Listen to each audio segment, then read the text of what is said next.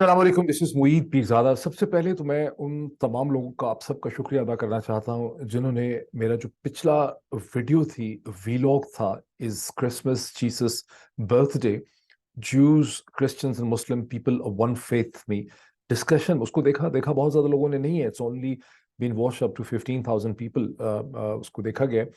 But there about 250 comments. Comments भी बहुत ज़्यादा नहीं है, लेकिन जो क्वालिटी है कमेंट्स की, जो उसमें डेप्थ है, जो उसमें सब्सटेंस है, जो उसमें वैरायटी है, उसे देख के मुझे बहुत खुशी हुई है। मैं तहे दिल से आप सबका शुक्रिया अदा करना चाहता हूँ। जैसा कि मैंने कई दफ़ा कहा कि जीवीएस न्यूज़ के इस वीडियो प्लेटफॉर्म को बनाने का मकसद ये है कि उन इश्यूज के ऊपर बात की जा सके which are beyond the remit of the daily politics of Pakistan. Because वहाँ तो मेरे रेगुलर यूट्यूब चैनल में हम ऐसा फंसा में हैं पाकिस्तान की रोज़मर्रा की डेवलपमेंट्स में कि उससे हट के किसी भी चीज़ के ऊपर कोई डिस्कशन नहीं हो सकती वाइडर लेंथ से। और इसीलिए जीवीएस न्यूज़ को मैंने क्रिएट किया और मैं इसको फैलाना चाहता हूँ। और मेरी आपसे एक बार फिर रिक्वेस्ट है कि इस चैनल को ज्वाइन करें, इसे अपने friends and family and like minded लोगों के साथ शेयर करें, स्पेशली वो लोग जो डिफरेंट कंटेंट में, इंग्लिश ओरिएंटेड कंटेंट के अंदर भी इंटरेस्टेड हैं। तो आप इसे ज्वाइन करें, मतलब मेरी रिक्वेस्ट है। Again I will keep on repeating this request. अब इस पे आते हैं कि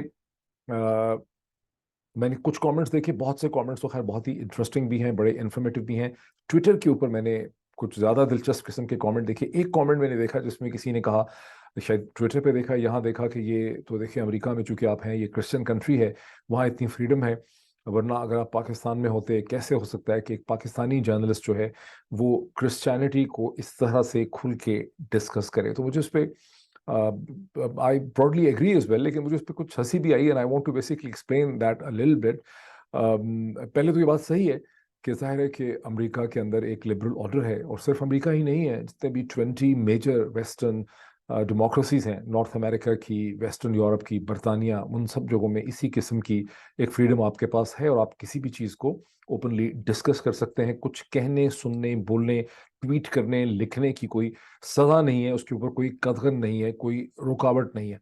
बट हैविंग सेड दिस, मुझे थोड़ी सी हैरानगी इस चीज़ पे इसलिए होती है कि जुडाइज्म, क्रिश्चियनिटी एंड इस्लाम तो थियोलॉजिकली तौर पर भी एक कंटिन्यूएशन के अंदर है। खुद इस्लाम के तमाम स्कॉलर्स ये मानते हैं, कुरान में 12 इसका जिक्र है। मज़हब इस्लाम हमें ये क्लियरली बताता है कि दीन को इस्लाम पे मुकम्मल किया गया, यानी दीन दीन इब्राहिमी है, जिसका एक तसलसल है जो चलता चला आ रहा है। तो थियोलॉजिकली भी इसको एक्सेप्ट किया गया है, और ये कोई नई बात तो है नहीं। लेकिन जो डिस्कशन मैं कर रहा हूँ और करना चाहता हूँ वो थियोलॉजिकल है भी नहीं, इसको समझें ज़रा। मैं बात कर रहा हूँ from the lens of history, और लेंस ऑफ हिस्ट्री से जब आप देखते हैं तो आपको क्लियरली नज़र आता है कि दीन इब्राहिमी जो है उसमें पहले मोनोथिस्टिक आइडियाज जुडाइज्म से आते हैं। जुडाइज्म जो है वो ट्रांसफॉर्म कर लेती है अपने आप को क्रिश्चियनिटी में। और ये पॉइंट बहुत इंपॉर्टेंट है कि क्रिश्चियनिटी का जो एक जुदागाना अलग तशख़्ख़ुस है, वो तकरीबन हज़रत ईसा अलैहिस्सलाम के 100 बरस के बाद उसने वो डेवलप हुआ है, जब गॉस्पेल्स डेवलप हुए हैं, लिखे गए हैं। फिर सेंट पॉल जो हैं, उनकी जो राइटिंग्स हैं, उनकी जो तबलीग है, उसके नतीजे में जो जुदागाना तशख़्ख़ुस है क्रिश्चियनिटी का, कि क्रिश्चियनिटी जुडाइज्म नहीं है, और जुडाइज्म से अलग ये एक मज़हब है, ये लोग मुख्तलिफ हैं, इसका लोगों को खुद भी एहसास नहीं था। और अगर आप इसको हिस्ट्री के लेंस से देखते हैं, तो रोमन अथॉरिटीज़ को तो बहुत देर तक ये एहसास ही नहीं था कि हम जिन लोगों से डील कर रहे हैं ये अलग मज़हब है। कोई आप कह लें कि कम से कम 80 90 100 बरस के बाद रोमन एम्पायर के अंदर, ये रोमन अथॉरिटीज़ को इसका एहसास होने लगा ये क्रिश्चियंस कोई और चीज़ हैं, ये ज्यूज़ नहीं हैं। उससे पहले क्रिश्चियंस महज एक सेक्ट के तौर पे देखे गए with in the Jewish tradition. तो एक हिस्टोरिकल कंटिन्यूएशन आपको क्लियरली नज़र आती है बिटवीन बिटवीन जुडाइज्म, क्रिश्चियनिटी, और उसके बाद इन टर्म्स ऑफ इस्लाम। लेकिन इस्लाम का बहरहाल एक जुदागाना तशख़्ख़ुस शुरू से है, हिस्टोरिकली भी है, थियोलॉजिकली बहुत सिमिलरिटी है, लेकिन हिस्टोरिकल ओरिजिन्स उसके बिल्कुल डिफरेंट हैं as compare to the Christianity. लेकिन क्रिश्चियनिटी तो आप कह सकते हैं कि जुडाइज्म के, यहूदियत के बतन से ही निकली है। इसीलिए जो टर्म इस्तेमाल की जाती है जूडो क्रिश्चियन ट्रेडिशंस। तो मुझे हैरानगी इस चीज़ की है कि कोई भला ये कैसे कह सकता है, ये तो हमारी विरासत है, ये तो हमारी शेयर्ड इनहेरिटेंस है, क्योंकि हम एक फेथ की कंटिन्यूएशन में बिलीव करते हैं। तो हमें कोई कैसे कह सकता है कि आप इसको डिस्कस ना करें? और अगर ये चीज़ पाकिस्तान में नहीं डिस्कस हो सकती तो ये एक बहुत बड़ी हमारी बदकिस्मती है। आज से 1 बरस पहले अगर मुझसे कोई फॉरेन जर्नलिस्ट पाकिस्तान में डिस्कशन करता था या कोई डिप्लोमेट डिस्कशन करता था, जैसे कि इस्लामाबाद के डिप्लोमेटिक एरिया में हर हफ्ते ही कोई ना कोई डिनर लंच गैदरिंग होती रहती थी, तो मुझसे अगर कोई पूछता था कि किस चीज़ की बात करनी बहुत मुश्किल है, तो मैं उनको यही बताता था कि पाकिस्तान में मज़हब के ऊपर इंटेलेक्चुअल डिस्कशन के खुल के डिस्कशन जो है मज़हब के इश्यूज़ पे नहीं हो सकती, और उसमें बहुत ख़तरा है और उसमें बहुत रिस्ट्रिक्शंस हैं और आप उसको खुल के डिबेट और डिस्कस नहीं कर सकते, सोच नहीं सकते। ये और बात है कि गुज़िश्ता 1 साल में मुझे और आप सबको ये पता चला कि पाकिस्तान में सिर्फ मज़हब ही फॉरबिडन सब्जेक्ट नहीं है। पाकिस्तान के अंदर किसी भी चीज़ के अंदर आज़ादाना सोच की आज़ादी जो है वो नहीं पाई जाती, और ये पाकिस्तान की बहुत बड़ी बदकिस्मती है कि पाकिस्तान में फ्रीडम ऑफ थॉट नहीं है, फ्रीडम ऑफ एक्सप्रेशन नहीं है, सोच के ऊपर पहरे हैं, and it hasn't done any good to Pakistan. शायद पाकिस्तान के अंदर ऐसी सिविल मिलिट्री अथॉरिटीज़ ब्यूरोक्रेसीज हैं जिनको लगता है कि उन्होंने कोई तीर मारा है, उन्होंने कोई अचीवमेंट की है थॉट को रिस्ट्रिक्ट करके, और वो फ्री थॉट से डरते हैं। लेकिन हकीकत ये है कि Pakistan has become and is fast becoming a lesser nation and a lesser people as a result of these restrictions. और मैं बहुत वसूख से ये कह सकता हूँ कि 1950s और 1960s का जो पाकिस्तान था वो कहीं ज़्यादा आज़ाद था, उसमें फ्रीडम ऑफ एक्सप्रेशन बहुत ज़्यादा था। फिर 1960s में फ्रीडम ऑफ एक्सप्रेशन के अंदर कमी आने लगी। फिर उसके बाद 80s के बाद तो बहुत ही ज़्यादा एक ऐसा कल्चर डेवलप कर गया जिसमें कि आज़ादाना सोच जो है वो तकरीबन तकरीबन नामुमकिन हो गई। और आज हम जो बहुत से प्रॉब्लम्स पाकिस्तान में देख रहे हैं, फेलियर के जो पॉलिटिक्स की शक्ल हम देख रहे हैं, उन तमाम चीज़ों का ताल्लुक उन रुझानात से है जो 1980s के अंदर जब मार्शल लॉ ने बहुत सख्तियाँ की और बहुत ज़्यादा रुकावटें खड़ी कर दी सोच के रास्ते में, तो वहाँ से ये चीज़ जो है वो पैदा होती है। बहरहाल इट्स अ ट्रेजेडी। लेकिन बात सिर्फ जो पॉइंट मैंने एक अपने पास लिख के रखा हुआ है विच आई वांटेड टू एक्सप्लेन, मेरा इंटरेस्ट जो है कंपैरेटिव रिलीजियस स्टडीज़ में कुछ बरसों से, बहुत हमेशा से ही था लेकिन कुछ बरसों से मैंने इसमें बहुत इन्वेस्ट किया। मैं कुछ आपको भी इसका दिखाता भी हूँ, लेकिन कुछ बरसों से मैंने इसको बहुत इन्वेस्ट किया। और क्रिश्चियनिटी के अंदर मेरा इंटरेस्ट जो है in the history of Christianity, in the history of the thought of Christianity, and the physical history of Christianity, the power politics of Christianity between the church and between the secular politics of the Western or the Christian world, वो मेरा interest बहुत develop करने लग गया। और वो develop इसलिए भी करने लग गया कि मुझे ये अंदाज़ा हुआ कि क्रिश्चियनिटी की हिस्ट्री को और उसकी थॉट की एवोल्यूशन जो हुई है, यानी कहाँ से चली थी, किस तरह का मुकम्मल कंट्रोल था चर्च का, और अब चर्च की क्या सूरत हाल है, चर्च कितना मार्जिनलाइज हो चुका है। तो ये जो पूरा प्रोसेस है, इसे समझे बगैर आप मॉडर्न वर्ल्ड जिस पे कि वेस्ट की डोमिनेशन है उसे आप अंडरस्टैंड भी नहीं कर सकते। और ये आपको लिटरेचर से भी पता चलता है। इनफैक्ट जब मैं यूके में रहता था, मैं 5 बरस से ज़्यादा वहाँ रहा हूँ, तो मुझे हर सड़क और हर गली में ये एहसास होता था कि यूनाइटेड किंगडम ब्रिटेन की जो क्रिश्चियन एंसेस्ट्री है, उसके जो क्रिश्चियन ट्रेडिशन है वो कितना स्ट्रांग है। हर कोने में आपको एक चर्च मिलता है। और बात है कि बहुत से चर्च जो हैं उन्हें वहाँ पे कन्वर्ट कर दिया गया है। वो कुछ से कुछ जो है वो बन चुके हैं। यूके एक ऐसा मुल्क है जो इतना लिबरल है, इतना सेकुलर है कि वहाँ चर्च बिक जाते हैं और चर्च को खरीद के आप उसको मॉस्क में भी कन्वर्ट कर सकते हैं। इतनी एक लिबरल और रिलैक्स एटीट्यूड वहाँ पे पाया जाता है। लेकिन उसकी जो आर्किटेक्चर है यूके की, उसके ऊपर जो छाप है क्रिश्चियनिटी की, वो बड़ी क्लियरली आपको जो है वो नज़र आती है। लेकिन जो पॉइंट इंपॉर्टेंट है, it is not only about Judaism, Christianity and Islam. Hinduism जो है वो भी हमारे लिए बहुत एक एरिया ऑफ इंटरेस्ट होना चाहिए। मैं इसको बहुत इस पे लेके भी आऊँगा डिस्कशन पे, लेकिन मेरे जहन में बहुत है कि हिंदुस्तान की जोग्राफिया का और उसकी लोकेशन का उन आइडियाज़ के साथ और उस रिलीजियस थॉट के साथ क्या रिलेशनशिप है जो कम से कम 4-5 हज़ार साल से जिसने वहाँ पे ग्रो किया है। कुछ चीज़ें बड़ी इंटरेस्टिंग है, मैंने बहुत तो नहीं पढ़ा, अभी पढ़ भी रहा हूँ। लेकिन फॉर इंस्टेंस ये है कि हिंदू जो रिलीजियस लॉ की कोडिफिकेशन पहली दफ़ा 18th सेंचुरी के आखिर में या 19th सेंचुरी में अंग्रेज़ों ने की। उससे पहले किसी ने हिंदू लॉ को कोडिफाई नहीं किया था। बहुत इंटरेस्टिंग चीज़ है। और ये कि हिंदू ने कभी अपने आप को हिंदू नहीं कहा। एक हिंदुस्तान के नॉर्थ से साउथ तक, ईस्ट से वेस्ट तक जो कम्युनिटीज़ थी वो थी तो हिंदू ही इन टर्म्स ऑफ प्रैक्टिस।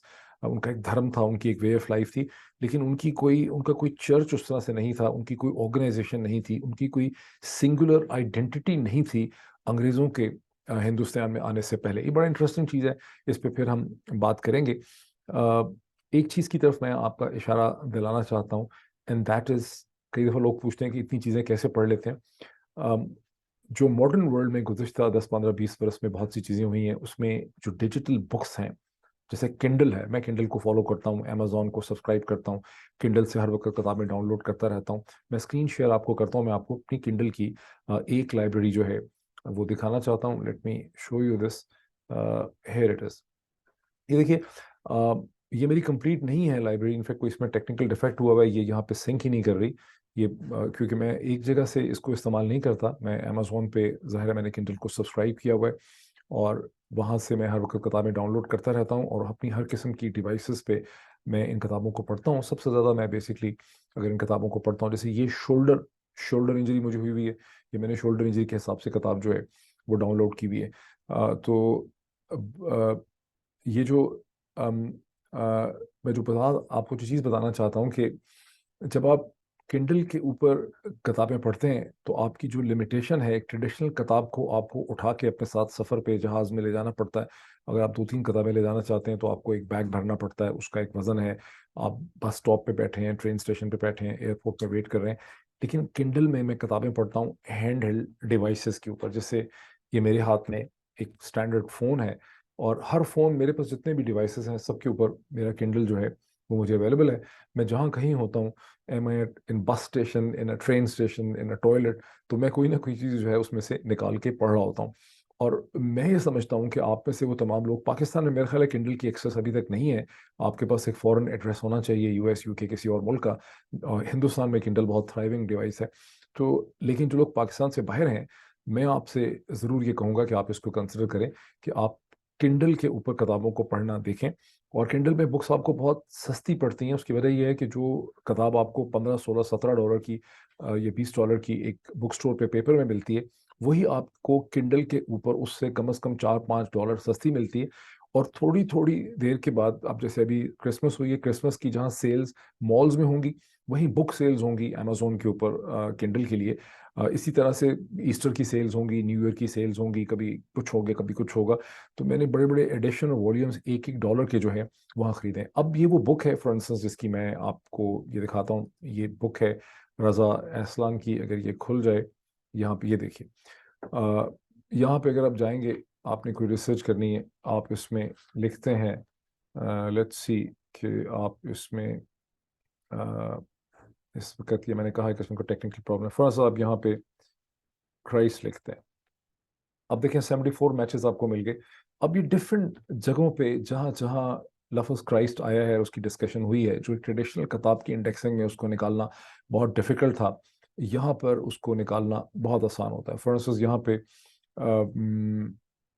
जो क्राइस्ट लफ्ज़ के ओरिजिन है क्रिस्टोस से, वो यहाँ पे मतलब डिटेल से डिस्कशन उसकी हो रही है। कहीं और आप किसी और चीज़ को देखना चाहते हैं, तो वो आपको वो चीज़ यहाँ से जो है वो मिल सकती है। सो अब वापस अगर हम इसकी लाइब्रेरी पे आ जाएं, आप यहाँ पे देख सकते हैं, किसी भी किताब में अगर आप जाना चाहेंगे, तो आप उसके अंदर यहाँ से जा सकते हैं। फॉर इंस्टेंस, एक यूरोपियन स्कॉलर ने मुझे प्रॉफिट मोहम्मद के ऊपर ये बुक जो है उन्होंने मुझे सजेस्ट की, जो इस वक्त इसमें यहाँ पे वाईफाई का कोई प्रॉब्लम है, जिस वजह से मैं इसको शायद दिखा नहीं पा रहा आपको। Bus stop sharing. मेरा मकसद कहने का ये था कि अगर आप और अपने बच्चों को इनकरेज करें कि डिजिटल बुक्स की तरफ आएँ किंडल से। मुझे कई दफ़ा लोग कहते हैं ये फ्री मिल जाती है, हम यहाँ से भेज देते हैं, लेकिन यहाँ एक पूरी लाइब्रेरी मैंने खड़ी की हुई है, जो मेरी डिफरेंट किंडल जो ऐप्स हैं उसके दरमियान में मेरे ख्याल ऑलमोस्ट 1000 बुक्स जो हैं मैंने किंडल पे डाउनलोड की हुई है। और हर किताब को ज़रूरी नहीं है कि आप उसको कवर पढ़ें, आप उसको कहीं से भी पढ़ सकते हैं, कहीं से पढ़ के आप उसको उसमें से छोड़ भी सकते हैं। तो और जो पिछला, this is not my proper vlog, जो पिछला वीलॉग था जिसमें हमने जिन्ना ऑफ पाकिस्तान को थोड़ा सा डिस्कस किया, दो किताबों को डिस्कस किया, वहाँ एक डिबेट रह गई, जिसके ऊपर मैं एक बहुत तफसील से एक वीलॉग करूँगा बहुत जल्दी, अगले 1-2 दिन में, जिसमें मैं ये देखना चाहता हूँ कि जो दिसंबर का महीना है उसकी क्या सिग्निफिकेंस है, जिसमें कम से कम 3 इंपॉर्टेंट माइलस्टोन्स हमारे सामने आते हैं। हमारे सामने 16 दिसंबर का पाकिस्तान का सरेंडर है, फॉल ऑफ ढाका है, क्रिएशन ऑफ बांग्लादेश है, वो एक ट्रेजेडी है। आर्मी पब्लिक स्कूल हमारे सामने एक ट्रेजेडी है, और जिन्ना की जो बर्थ एनिवर्सरी है वो हमें सोचने का मौका देती है कि कायद अज़म मोहम्मद अली जिन्ना ने जिस किस्म के पाकिस्तान को कंसीव किया था as a constitutional liberal expert, वो पाकिस्तान और आज के पाकिस्तान की जो एवोल्यूशन हुई है उसमें क्या फ़र्क है। और अगर कायद अज़म मोहम्मद अली जिन्ना इस पाकिस्तान को जो अब है इसको अगर आके देखें तो वो क्या महसूस करेंगे। मतलब जो मुस्लिम लीग कायद आज़म की थी, जो विजन उनका था, जो आज मुस्लिम लीग का नाम PMLQ है, जो चौधरी परवेज़ इलाही की चौधरियों की PM मुस्लिम लीग है, दूसरी तरफ जो नवाज शरीफ साहब की PMLN है, इनमें और जो कायद अज़म मोहम्मद अली जिन्ना की मुस्लिम लीग थी उसमें क्या कोई कदर मुश्तरक है कि नहीं है। तो बहरहाल once again I thank all of those people जिन्होंने उस डिफरेंट किस्म के वीलॉग की डिस्कशन में पार्टिसिपेट किया। I really welcome it. I am very satisfied. I am very pleased and I look forward to more such discussions. Thank you so much.